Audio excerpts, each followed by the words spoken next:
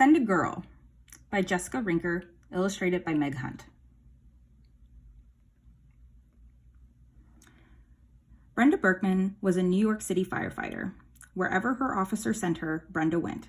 She hauled hoses, she climbed ladders, she even broke through walls. Fighting fires was exciting and gritty, loud and dirty, and sometimes dark and dangerous. Brenda helped save lives, and it was the only job she wanted to do. For a long time, however, Brenda didn't only fight fires, she fought discrimination. When Brenda was growing up in the 1950s, she loved playing sports and being outside. But back then, girls weren't allowed to do everything they wanted to do. Brenda wanted to play baseball. The coach said, "Don't send a girl to play a boy's game." Brenda did not like being told she couldn't play sports because she was a girl. What did being a girl have to do with anything? So Brenda and her friends played their own games. All girls football, Brenda said. We're getting down and dirty. As Brenda got older, people's ideas about what boys and girls were allowed to do began to change. Still, some people had a hard time accepting women in jobs men usually did. Brenda didn't let that stop her. She moved to New York City to attend law school. She hoped to help people. Brenda liked the idea of being a lawyer, but it turned out to be a lot of sitting still and doing the same thing day after day. She missed being active and outdoors. Then the New York City Fire Department made a big announcement. It would finally allow women to take the exam to become firefighters. Brenda had never thought she'd be allowed to do that. In the past, every firefighter in the city had to be a man. In fact, they'd only ever been called firemen. Brenda knew firefighting was the job for her. Firefighters were the first to be called and never knew what to expect.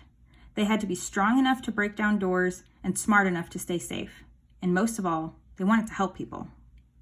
Brenda wanted a job exactly like that. Firefighting seemed perfect. But not everyone thought women should become firefighters. They said, "Don't send a girl to do a man's job." They didn't think women were courageous enough, smart enough, or strong enough. Brenda knew she was courageous, smart, and strong. She took the written test and passed it. Now it was time to train for the fitness test. She ran for miles and worked every muscle. Brenda knew she was ready. But the fitness test wasn't what Brenda expected. A firefighter has to be able to carry her own equipment. She has to be able to break through walls. She has to quickly solve problems in order to help people. But this exam didn't test true firefighting abilities. Every single woman failed. Brenda believed there were women who were capable of passing the test and becoming trained firefighters. It was clear the fire department wanted to keep women out. Brenda knew she had to stand up for herself and the other women. And it just so happens she had studied law. Brenda sued the fire department, and she won. They had to create a new test that was a good measurement of the ability to be trained as a firefighter. But some people still didn't want Brenda to succeed.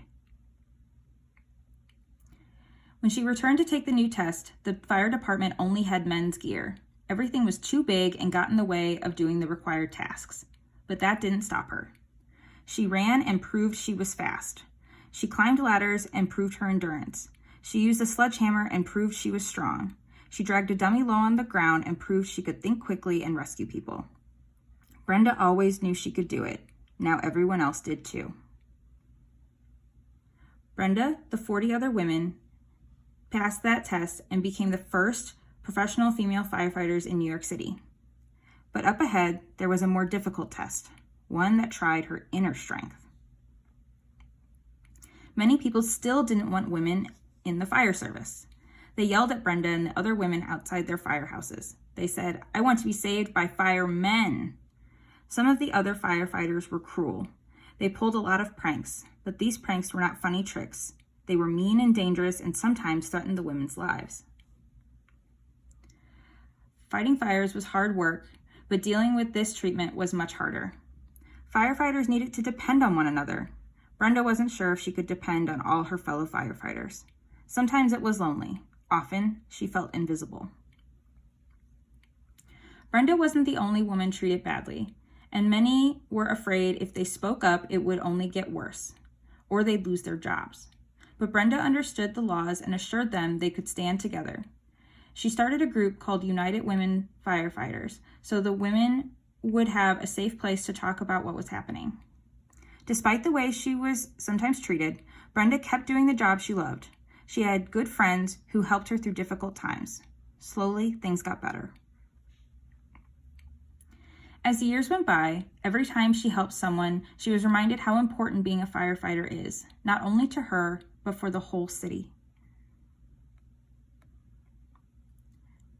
Brenda did her job so well, she eventually became captain. Wherever Brenda sent her company, they went. She hauled hoses, climbed ladders, broke through walls. Fighting fires was exciting and gritty, loud and dirty, and sometimes dark and dangerous. But Brenda proved women can be firefighters even in a big city like New York. She fought discrimination so girls today can do more than dream about being a firefighter. They can actually become one. The end.